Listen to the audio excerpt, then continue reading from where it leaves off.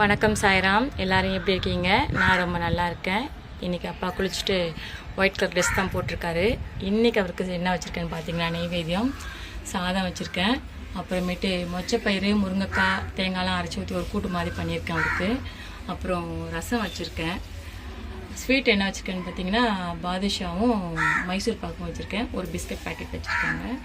இன்றைக்கி பூஜை முடிஞ்சிருச்சு. நம்மலாம் சாயப்பாவை கும்பிடுவோம்.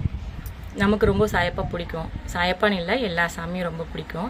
சாயப்பா யாரை ரொம்ப கும்பிடுவாருன்னு தெரியுமாங்க? அவருக்கு பிடிச்ச சுவாமி பார்த்தீங்கன்னா, அவர் மகாராஷ்டிராவில் முத அங்கே காலடி எடுத்து வைக்கும் போது அவர் ஆவோ சாயின்னு கூப்பிட்டது அந்த இவர் மகள் சாபதி தான் கூப்பிட்டாரு. அவர் பூஜை பண்ண சுவாமி தான் அவருக்கு சாய்க்கு ரொம்ப பிடிக்கும்.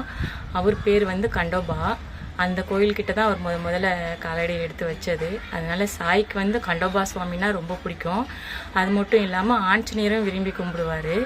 அவர் இருந்த காலத்தில் வந்து அந்த கோயில் வந்து கொஞ்சம் சிதலடைஞ்சு போனதுனால அவருக்கு வர இந்த நன்கொடையெல்லாம் வச்சு தான் அவர்கிட்ட இருக்கிறாங்க பக்கத்தில் இருக்கிற கோவிலெல்லாம் புதுப்பிச்சார்.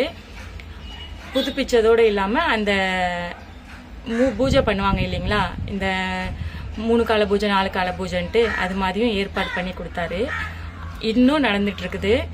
சாய்க்கு வந்து ரொம்ப பிடிச்ச சுவாமி கண்டோபா சாமி. அவர் கண்டோபான்னு அங்கே சொல்கிறாங்க. நம்ம ஊரில் பார்த்தீங்கன்னா கண்டோபா சுவாமின்னா அங்கே அவர் பேர் கண்டோபா. இங்கே வந்து நம்ம கும்பிட்றோம் இல்லைங்களா, மதுரை வீரசாமி, கருப்பு சாமி, முனீஸ்வரர் சாமி, காவல் தெய்வம். அதே மாதிரி தான் அந்த ஊரில் அவர் காவல் தெய்வம் சாய்க்கு பிடிச்சது. நீங்களும் போனீங்கன்னா அங்கே கோயில் இருக்குது, போனீங்கன்னா பார்த்துட்டு வாங்க. இது வரைக்கும் நான் போனது கிடையாது. நான் உள்ள சாய் கும்பிடும் போதே அங்கே உள்ள சிலை மாதிரி கொஞ்சம் வச்சுருப்பாங்க, அங்கே பார்த்துட்டு கையெடுத்து கும்பிட்டுட்டு வந்துடுவோங்க. நீங்கள் போனீங்கன்னா கோயிலுக்கு போங்க. நன்றி சாய்ராம்.